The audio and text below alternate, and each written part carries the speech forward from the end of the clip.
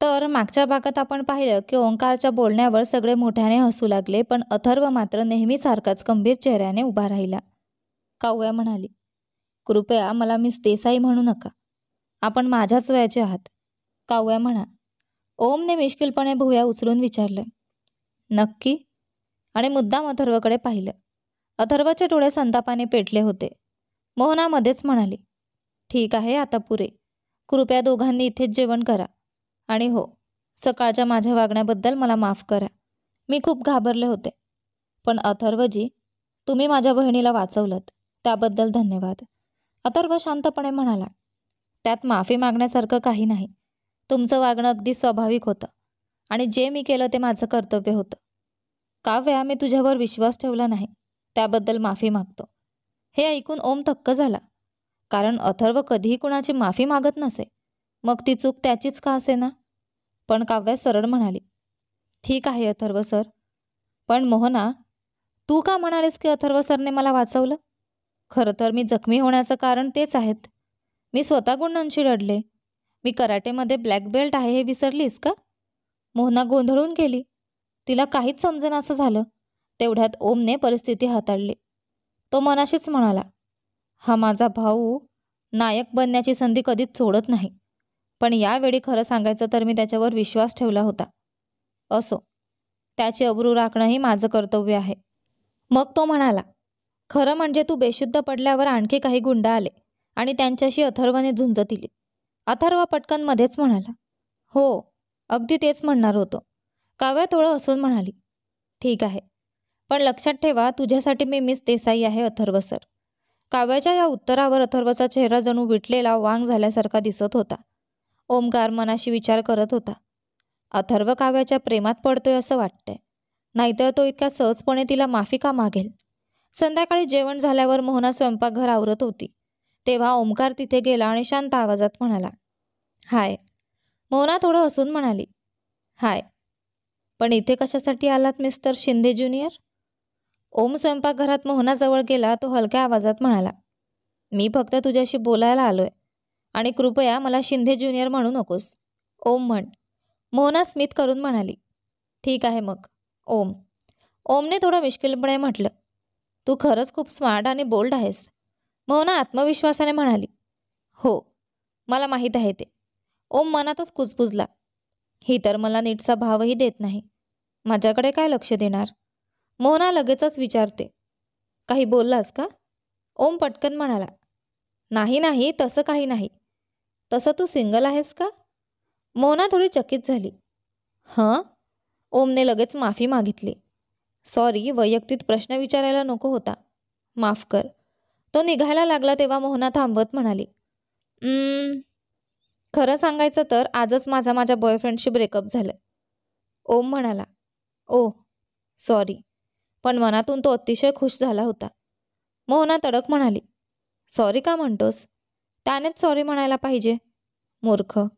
ओम थोडं धाडस करून विचारतो, जर तुला काही वाटत नसेल तर उद्या माझ्यासोबत डिनरसाठी येशील? मोहना डोळे अरुंद करून म्हणाली, हा फक्त डिनर आहे का? ओमने थोडं हसत उत्तर दिलं, तू त्याला डेट मानू शकतेस. तुला माझी साथ आवडली तर पुढेही आपण भेटू शकतो. मोहना काही क्षण शांत राहिली आणि मग हसून म्हणाली, ओह ठीक आहे, तुझा नंबर दे. मी मोकळी झाले की तुला मेसेज करते. दोघांनी नंबरची अदलाबदल केली. नंतर ओम आणि अथर्व दोघेही त्यांच्या ऑडीतून निघाले. रस्त्यात अथर्वने त्याच्याकडे पाहत विचारलं, आज खूप खुश दिसतोयस. ओम आनंदाने म्हणाला, हो, उद्या माझा मोहनाबरोबर डिनर आहे. अथर्वने हसत चिडवले, आणि मारिया, तिचं काय? ओम गोंधळून म्हणाला, कोण मारिया? अथर्वने थोडं उपहासाने उत्तर दिलं, अरे बावळटा, US मधली तुझी गर्लफ्रेंड. ओमने खांदे उडवत सांगितलं, ओह, तिच्याशी आज सकाळीच ब्रेकअप झालं. आणि अरे मूर्खा, तू खोटं का बोललास? मला किती अवघड गेलंय माहिती आहे का? अथर्व चिडून म्हणाला, चुप बस आणि विषय बदलण्याचा प्रयत्न करू नकोस. ओमही न थांबता म्हणाला, अरे हॅलो, विषय बदलतोयस तू, मी नाही. ते घरापाशी पोहोचले. गाडी थांबली आणि ओमने पाहिलं की दारासमोर मारिया उभी होती. तिच्या डोळ्यांतून स्पष्ट दिसत होतं की ती खूप रडली होती. ओम काही बोलायच्या आतच ती पुढे सरसावली आणि त्याला घट्ट मिठी मारत म्हणाली, sorry Om, I love you. मी तुझ्याशिवाय राहू शकत नाही. मला सोडून जाऊ नकोस. ओम घरात शिरायला गेला तेव्हा त्याने दाराशी मारियाला उभं पाहिलं. तिच्या डोळ्यात खरंच अश्रू होते का मेकअप पसरला होता त्याला कळेना. मारिया अमेरिकेत मेकअप आर्टिस्ट होती. ती पुढे येऊन त्याला घट्ट बिलगली आणि रडत म्हणाली, I am sorry Om, I love you. मी तुझ्याशिवाय राहू शकत नाही. प्लीज मला सोडून जाऊ नकोस. ओम शांतपणे पण ठाम स्वरात म्हणाला, मी सुरुवातीपासून तुला सांगितलं होतं की मला तुझ्यावर प्रेम नाही. ही रिलेशनशिप फक्त तुझ्या आग्रहाखातर होती. मी कधीही ब्रेकअप करू शकतो असंही मी तुला सांगितलं होतं. ओम तिला स्वतःपासून दूर करत म्हणाला, प्लीज मारिया, मला कोणताही ड्रामा नको आहे. तू निघून जा. तो आवाज चढवत बोलला. मारिया आणखीन जोरात रडायला लागली. ओम आणि अथर्व घरात शिरत होते तेवढ्यात ती दोघांच्या आडवी झाली आणि काहीतरी पुटपुटत होती, पण रडण्यामुळे नीट समजत नव्हतं. अचानकच ती बेशुद्ध पडली. अथर्वने तिला धरला आणि निरागस चेहऱ्याने ओमकडे पाहून म्हणाला, आता काय करू? मला मदत कर. धर जरा तिला. ओम रागाने म्हणाला, मी का मदत करू? तूच धरली आहेस ना तिला, तूच पाहून घे. मी आज जातो आणि तुला सांगतो की ही बाई ड्रामेबाज आहे. अजूनही हे फक्त सहानुभूती मिळवण्यासाठीचं नाटक असू शकतं. हे म्हणून तो घरात शिरायला गेला. मागे अथर्वने तिला उचललं आणि आत आणलं. मारियाला हिंदी किंवा मराठी काहीही कळत नव्हतं. शिंदे बंधू गेल्यावर काव्या इकडे खूप आनंदात होती. ती उड्या मारत होती. काव्याने विचारलं, काय झालं एवढं खुश दिसतेस? मोहना चमकून म्हणाली, तुला विश्वास बसणार नाही पण ओम शिंदेने मला उद्या डिनर डेटला बोलावलंय. काव्या हसून म्हणाली, वा, खूप छान. आणि खरं सांगायचं तर ओम बऱ्यापैकी चांगला माणूस वाटतो. तेवढ्यात काव्याच्या फोनवर मेसेज आला, दानव शिंदेचा, की उद्या सकाळी 9 वाजता ऑफिसमध्ये हवंच. काव्या वैतागत मनाशीच म्हणाली, खरंच? मी जखमी असूनही हा माणूस मला ऑफिसला बोलावतोय? किती बावळट आहे. दुसऱ्या दिवशी सकाळी ती ऑफिसला पोचली. सगळे तिच्याकडे कौतुकाने पाहत होते. तिचा कालचा भांडायचा व्हिडिओ व्हायरल झाला होता. पण हा व्हिडिओ रेकॉर्ड कोणी केला? काव्या विचारात पडली. ती आपल्या कॅबिनमध्ये गेली आणि काम आटोपल्यावर शिंदे सरांच्या कॅबिनमध्ये निघाली. नॉक करायची गरज नाही, कारण त्यांनीच सांगितलं होतं की ती त्यांची पर्सनल असिस्टंट असल्याने थेट आत जाऊ शकते. पण आज जाऊन तिला धक्का बसला. अथर्व खुर्चीत बसला होता आणि त्याच्या मांडीवर एक बाई बसली होती. एका हाताने ती त्याचे केस कुरवाळत होती आणि दुसऱ्या हाताने त्याच्या शर्टची बटणे उघडत होती. काव्याच्या तोंडून निघालं, हे देवा, माझी टायमिंग इतकी वाईट का आहे? ती सावकाश मागे वळून बाहेर पडणार तेवढ्यात अथर्वने तिला पाहिलं. अथर्व शांतपणे म्हणाला, अरे वा, मिस देसाई तुम्ही आलात? मी मागवलेल्या फाईल्स आणल्या का? काव्या लाजून म्हणाली, सॉरी सर, प्लीज तुम्ही दोघं पुढं सुरू ठेवा. मी बघते की कोणी येऊ नये. ती बाई म्हणाली, हो, तुला खरंच सॉरी म्हणायला हवं. आता बाहेर जा. अथर्व कठोर आवाजात म्हणाला, मारिया, बाहेर जा लगेच. ती निघून गेली. काव्याने फाईल्स टेबलावर ठेवल्या. दिवसाचा शेड्यूल दिलं आणि बाहेर जायला लागली. पण अचानक तिला कोणीतरी हाताला ओढल्यासारखं वाटलं. तिने घाबरून डोळे मिटले, पण उघडल्यावर पाहते तर काय, ती अतिशय जवळून अथर्वकडे पाहत होती. पहिल्यांदाच ती त्याच्या डोळ्यात हरवली. त्या चेस्टनट ब्राऊन डोळ्यात इतकी गूढता होती की जणू ती एखाद्या परीकथेच्या दुनियेत पोहोचली होती. थांब काव्या, काय विचार करतेस? वेडी झाली आहेस का? तिचं मन तिला सतत सावध करत होतं. त्याआधीच अथर्व कॅबिनमध्ये आला तेव्हा त्याने पाहिलं की काव्या आधीपासून ऑफिसमध्ये बसून काम करत होती. एवढी थकलेली असूनही ती इतक्या लवकर आली होती हे पाहून त्याला आश्चर्य वाटलं होतं. तो थेट आपल्या कॅबिनमध्ये शिरला, पण त्याच्या नशिबाने ओमची एक्स गर्लफ्रेंड मारिया तिथे आली होती. सरळ त्याच्या मांडीवर येऊन बसली होती. अथर्व मनात म्हणाला, मी काही खुर्ची आहे का? मारिया हसत म्हणाली, हाय अथर्व, कसा आहेस? ऑफिसला आलास हे सांगितलंच नाहीस. शेवटी मी तुझी गर्लफ्रेंड आहेच ना? अथर्व थोडा चिडून म्हणाला, थांब, तू माझी गर्लफ्रेंड नाहीस, तू ओमची एक्स गर्लफ्रेंड आहेस. मारिया मिश्किलपणे म्हणाली, त्यात काय फरक पडतो? काल रात्री मला खोलीत नेलं ते तूच ना? मला माहीत आहे तू पुरुष आहेस आणि मला तुझे विचार चांगलेच कळतात. मारिया त्या दिवशी निळ्या रंगाचा खूप छोटा स्लीवलेस ड्रेस घालून आली होती, अतिशय उघडा. मारियाने एका हाताने अथर्वचे केस कुरवाळायला सुरुवात केली आणि दुसऱ्या हाताने त्याच्या शर्टची बटणे उघडत होती. तिचे हेतू काय आहेत हे त्याला चांगलेच कळत होते. पण त्याच वेळी त्याच्या नाकाला एक हलकी सुगंधी वास आला. दाराकडे पाहिलं तर काव्या मागे वळून बाहेर पडणार होती. त्याने अचानकच तिला हाक मारली, जी तिच्यासाठी पूर्णपणे अनपेक्षित होती. अरे वा, मिस देसाई, तुम्ही आलात. मी मागवलेल्या फाईल्स आणल्या का? काव्या लाजून म्हणाली. सॉरी सर, तुम्ही दोघं पुढे सुरू ठेवा. मी बघते कोणी डिस्टर्ब करणार नाही, मारिया चिडून म्हणाली. हो, तुला खरंच सॉरी म्हणायला हवं. आता बाहेर जा. काव्या बाहेर पडणार तेवढ्यात अथर्वने तिला थांबवलं. थांबा मिस देसाई. मारिया, तू बाहेर जा. मारिया काही बोलणार होती, पण अथर्वने कठोर आवाजात पुन्हा सांगितलं, लिव्ह, आणि ती निघून गेली. काव्याने फाईल्स टेबलावर ठेवल्या, दिवसाचं शेड्यूल दिलं आणि बाहेर जायला लागली. पण अथर्वने अचानक तिचा हात धरला आणि तिला स्वतःकडे ओढलं. काव्याने डोळे मिटले होते. कदाचित ती पडणार होती असं तिला वाटलं असावं. तिचे दोन्ही हात अथर्वच्या छातीवर होते आणि त्याचे हात तिच्या कमरेवर. पहिल्यांदाच अथर्व इतक्या जवळून काव्याकडे पाहत होता. ती किती सुंदर आहे. आयुष्यात इतक्या मुली पाहिल्या, नातेसंबंध ठेवले, पण असं सौंदर्य कधी पाहिलं नाही. तो मनाशीच म्हणाला. काव्याने डोळे उघडले आणि त्यात चेस्टनट ब्राऊन डोळ्यात पाहताच ती थक्क झाली. काही क्षण ते दोघं तसेच उभे होते, पण अचानक काव्याने त्याला ढकलून दिलं. ती रागाने ओरडली, तुमची हिंमत कशी झाली मला हात लावायची? मी त्या प्रकारची मुलगी नाही जी तुमच्या प्रत्येक गोष्टीला मान देईल. मला तुमचं खरं स्वरूप माहिती आहे मिस्टर शिंदे. मी राजीनामा देते. सुदैवाने अथर्वचं कॅबिन साऊंडप्रूफ होतं. आत काय घडतं याचा आवाज बाहेर जाणार नव्हता. तो शांतपणे म्हणाला, शट अप मिस काव्या. आधी सत्य जाणून घ्या. तिकडे बघा, जमिनीवर एक खिळा आहे. मारिया जाताना मुद्दामच तिथं ठेवून गेली. तुमचं पाऊल त्यावर पडलं असतं तर तुम्ही पडला असता आणि मला पुन्हा तुम्हाला धरावं लागलं असतं. म्हणून मी आधीच तुम्हाला ओढलं. काव्याने वळून पाहिलं आणि खरंच जमिनीवर खिळा होता. म्हणजेच तिला गैरसमज झाला होता. तरीही अथर्वला तो क्षण खूप आवडला होता. मनात एक वेगळीच भावना उमटली. का बरं मला असं वाटतंय की मी तिच्यासोबत आयुष्यभर राहू शकेन? काव्याच्या चेहऱ्यावर संकोच आणि लाज दिसत होती. ती वळून हळू आवाजात म्हणाली, मला खरंच माफ करा मिस्टर शिंदे. संध्याकाळचे 7 वाजून गेले होते, पण काव्या अजूनही घरी पोहोचली नव्हती. मोना बेचैनपणे घरात इकडे तिकडे फिरत होती. तिला काव्याची खूप गरज होती. काही वेळाने काव्या थबकलेल्या अवस्थेत घरी आली. काहीही न बोलता ती थेट अंघोळ करायला गेली. नंतर अंघोळ करून बाहेर आल्यावर ती सोफ्यावर बसली. तेव्हा मोहनाने तिच्या हातात कॉफीचा कप दिला आणि शेजारी बसून तिच्या खांद्याची मालिश करू लागली. काव्या थक्क होऊन उद्गारली, मी खरंच वेडी होते बहुतेक. सकाळी मी न विचार करता काहीतरी बोलले आणि आता तू.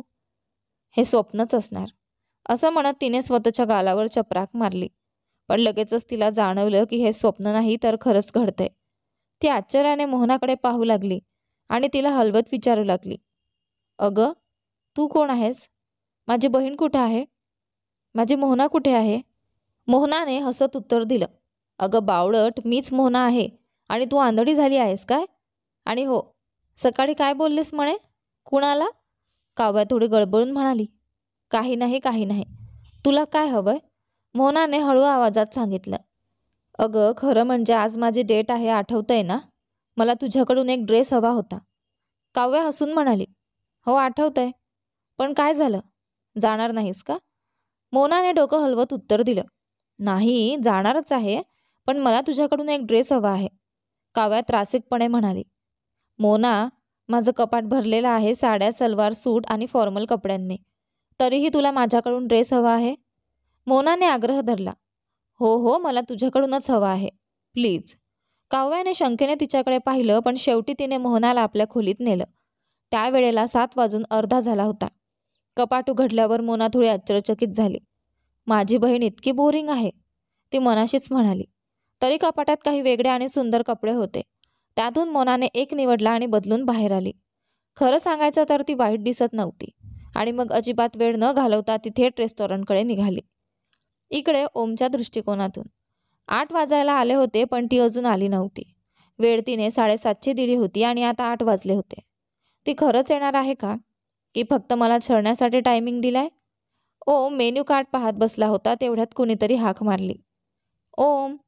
त्याने वर पाहिलं तर दाराशी ती उभी होती, एका सुंदर ड्रेसमध्ये. जरी तो पारंपरिक भारतीय पोशाख होता तरी तिच्यावर तो अप्रतिम शोभत होता. ते दोघं बसले. काही मिनिट दोघात एकही शब्द झाला नाही. मग ओंकारने शांतता तोडायचं ठरवलं. ओंकार म्हणाला, तू खूप सुंदर दिसतेस.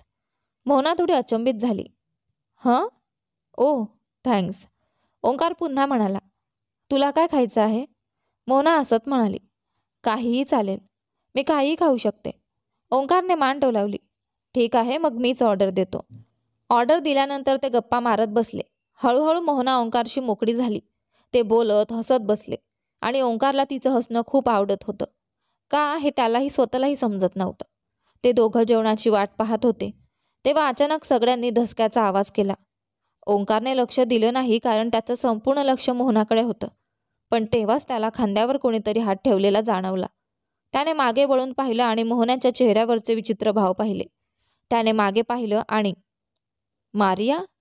काही क्षण ओंकार थक्कच झाला, कारण त्याने इथे येण्याबद्दल फक्त अथर्वलाच सांगितलं होतं. मनातच तो ओरडला, अथर्व शिंदे, तुला मी सोडणार नाही. मारिया हसत म्हणाली, बेबी तू इथे आहेस आणि मला सांगितलंही नाहीस? तुझ्या होणाऱ्या बायकोला तरी कळायला हवं होतं ना. मोहना थक्क झाली. बेबी? होणारी बायको? हे म्हणत ती उठले. आपली पर्स उचलली आणि निघायला लागली. ओंकारने पटकन तिचा हात धरला आणि शांत राहून ऐकून घ्यायला विनंती केली. तो मग मारियाकडे वळला. तू इथे काय करतेस? तुला ना अथर्वने सांगितलं होतं? मारिया निरागसपणे म्हणाली, नाही, त्याने सांगितलं नाही, पण मला त्याच्याकडून समजलं. ओंकारचा राग भडकला. तू? मारिया, कृपया आम्हाला एकटं सोड. मी ना तुझा बेबी आहे ना तू माझी होणारी बायको. तू माझ्यासाठी कोणीही नाहीस. तू म्हणजे नुसती कोणीच नाहीस. तो इतक्या जोरात ओरडला की रेस्टॉरंटमधले सगळे त्याच्याकडे पाहू लागले. मोहनाने त्याचा हात हलकेच धरला आणि त्याला शांत केलं. ओंकारने खोल श्वास घेतला, पण लगेचच मारिया रडायला लागली. मोहनाने ओंकारला इशारा केला की तिला बसायला सांगावं. ओंकार अनिच्छेने तिला एक खुर्ची दाखवली. मारिया बसली. तेवढ्यात जेवण आलं, पण मारियाने मोहनाची थाळी उचलली. ती खोटं हसत म्हणाली, ओह किती गोड आहेस तू, मला तुझं जेवण देऊन. काव्याचा दृष्टिकोन. दुसरीकडे त्या रात्री बराच उशीर झाला होता. काव्या विचार करत होती की मोहना अजून आली नाही. तिला काय झालं असेल? ती बरी आहे ना? ती तिला फोन करणार इतक्यात बेल वाजली. दार उघडलं तर समोर मोहना संतापलेली उभी होती. तिने एकही शब्द न बोलता सरळ आपल्या खोलीत जाऊन दार बंद करून घेतलं. काव्या थक्क झाली. तिला नक्की काय झालं असेल? बरं, उद्या सकाळी तिचा मूड ठीक झाल्यावर विचारते. पुढच्या दिवशी काव्या ऑफिसमध्ये आली होती. आज एक खूप महत्त्वाची मीटिंग होती अमेरिकन कंपनीसोबत. पण गंमत म्हणजे कंपनी अमेरिकन असूनही तिचा CEO चीनी होता. अफवा होती की तो खूप हँडसम आणि खूपच कडक स्वभावाचा आहे. एक छोटीशी चूक झाली तरी डील कॅन्सल करतो. त्यामुळे खूप काळजी घेणं गरजेचं होतं. काव्या शिंदे सरांच्या कॅबिनमध्ये गेली, पण तिथे ते नव्हते. तिने फोन केला, पण त्यांनी उचलला नाही. फक्त एक मेसेज आला की मी आत्ता येऊ शकत नाही, काही प्रॉब्लेम आहे, तूच सगळ्या मीटिंग अटेंड कर. मला फोन किंवा मेसेज करू नकोस. लक्षात ठेव, आज तूच इन्चार्ज आहेस. अथर्व शिंदे. काव्या थक्क झाली. काय? ते इतकी महत्त्वाची मीटिंग विसरले आहेत का? मला नक्की कॉल करायला पाहिजे. नाही, पण त्यांनी स्पष्ट सांगितलंय की कॉल करू नये. आता मी काय करू? बराच विचार करून तिने ठरवलं, आज मीच त्या CEOला घ्यायला जाते. अखेर आजची जबाबदारी माझ्यावर आहे. काव्या बाईकवरून एअरपोर्टला गेली. फ्लाईट लँड झाली होती आणि ती त्याला शोधत होती. ती इतकी घाईत होती की घसरून पडणारच होती, पण कुणीतरी तिला पकडलं. डोळे उघडले तर समोर तोच होता, मिस्टर वँग. तो उंच, देखणा, आकर्षक व्यक्तिमत्वाचा होता. काव्या मनात म्हणाली, देवा, किती हँडसम आहे हा. नाही, काव्या, शहाणपणावर राहा. ती हसत म्हणाली, हॅलो मिस्टर वँग, मी काव्या देसाई, मिस्टर शिंदे यांची PA. सर काही कारणास्तव येऊ शकले नाहीत, पण काळजी करू नका, मी तुमची जबाबदारी घेईन. मिस्टर वँग निर्विकार चेहऱ्याने म्हणाले, दिसतंय तुमच्या बॉसला या डीलमध्ये काहीच रस नाही. चला मग डील कॅन्सल करूया. काव्याच्या चेहऱ्यावरून रंगच उडाला. देवा, आता नोकरी गेलीच. ती घाईघाईने म्हणाली, नाही, प्लीज मिस्टर वँग, असं करू नका. आणि शिवाय मीटिंग उद्या आहे, कृपया. ती थोडी वाकून विनंती करत होती, जसं चीनी लोक करतात. तेव्हा तिने डोळ्याच्या कोपऱ्यातून पाहिलं. मिस्टर वँग हसत होते. खरं हास्य. हे काय? यांच्याबद्दल वाचलं होतं की ते फार कडक आहेत, कधी हसत नाहीत आणि उशीर अजिबात चालत नाही. पण आत्ता तरीही काव्या खुश झाली. काम तर झालं होतं. तिने टॅक्सी थांबवली आणि ड्रायव्हरला हॉटेलकडे जायला सांगितलं. ती स्वतः बाईकवर बसली आणि निघणार इतक्यात अचानक तिला मागच्या सीटवर वजन जाणवलं. वळून पाहिलं तर मिस्टर वँग बाईकवर बसले होते. काव्या थोडी गोंधळली. मिस्टर वँग, तुम्ही टॅक्सीने हॉटेलला जायचं आहे. मी आधीच व्यवस्था केली आहे, ते निर्विकारपणे म्हणाले. तू कुठे चालली आहेस? काव्या थोडी अडखळत म्हणाली. मी ऑफिसला. मिस्टर वँग थोडं स्मित करून म्हणाले. नाही, तू मला तुझा देश दाखवणार आहेस, तुझं शहर दाखवणार आहेस. काव्या थबकली. जर मी नकार दिला तर डील कॅन्सल होईल. मग सगळा दोष माझ्यावर येईल. तिला आठवलं, तू फायर झालीस, सीईओला फिरायला नेलं नाहीस, जाणीवपूर्वक हे केलंस का, असं अथर्व शिंदे तिच्यावर ओरडताना. अचानक तिला धक्का बसला आणि ती वास्तवात आली. खरं तर मिस्टर वँगनेच तिचं लक्ष वेधण्यासाठी हलकासा धक्का दिला होता. काव्याने स्टीवन वँगला मुंबईतील प्रसिद्ध ठिकाणं दाखवली. रात्रीचे 8 वाजले होते. तिने त्याला हॉटेलमध्ये सोडलं. ती थोडी संकोचत म्हणाली, मिस्टर वँग, तुम्ही उद्या डील साईन कराल का? तो सौम्य हास्य देत म्हणाला. हो, काळजी करू नकोस. ज्याने तुला आपली पीए म्हणून निवडलं आहे ती नक्कीच खूप हुशार असणार. त्यांच्या या शब्दांनी आणि स्मित हास्याने काव्याला लाज वाटली. तिने स्वतःलाच प्रश्न पडला की ती असं का वाटत होतं. तिच्या मनात विचार आला, हा मुळीच रागीट नाही, उलट खूप गोड आहे. तो खूप आनंदात होता. मला का असं वाटतंय की मला तो आवडायला लागला आहे? अरे देवा, काव्या वेडी झाली आहेस का? शांत हो, जास्त विचार करू नकोस. ती आपल्या बाईकवर बसणार इतक्यात स्टीवनने तिचा हात पकडला आणि म्हणाला, मिस काव्या, तुला माझ्याबद्दल बऱ्याच गोष्टी ऐकल्या असतील, पण मला काही सांगायचं आहे. काव्या थोडी चकित झाली. हो मिस्टर वँग, बोला. तो हसत म्हणाला. सर्वात आधी मला मिस्टर वँग म्हणू नकोस. माझं पूर्ण नाव स्टीवन वँग आहे. तू मला स्टीवन किंवा स्टीव म्हण. काव्या थोडी दचकली पण हसत म्हणाली. Okay Steve. आणि हे देसाई नाही, देसाई आहे. स्टीवन थोडा थांबला. तिच्याकडे पाहत म्हणाला, मला तू आवडलीस मिस देसाई. तू माझी गर्लफ्रेंड होशील का? मला माहिती आहे आपण आजच भेटलोय, पण तुझा स्वभाव खूप वेगळा आहे. मी जिथेही डीलसाठी जातो तिथे सगळे लोक खूप औपचारिक असतात, पण तू इतकी साधेपणाने, प्रामाणिकपणे वागलीस. तर यानंतर स्टीव आणि काव्या यांच्यामध्ये काही होते का ते पहा आपल्या कथेच्या पुढच्या भागामध्ये. पण तोपर्यंत तुम्हाला आजचे दोन्ही भाग कसे वाटले कमेंट करून मला नक्की कळवा. कथा आवडली असेल तर व्हिडिओला जास्तीत जास्त लाईक करा, शेअर करा, चॅनलवर नवीन असाल तर सबस्क्राईब करा आणि हो, नोटिफिकेशन बेल नक्की दाबा जेणेकरून येणाऱ्या पुढील व्हिडिओची अपडेट तुम्हाला सर्वात आधी मिळेल. धन्यवाद.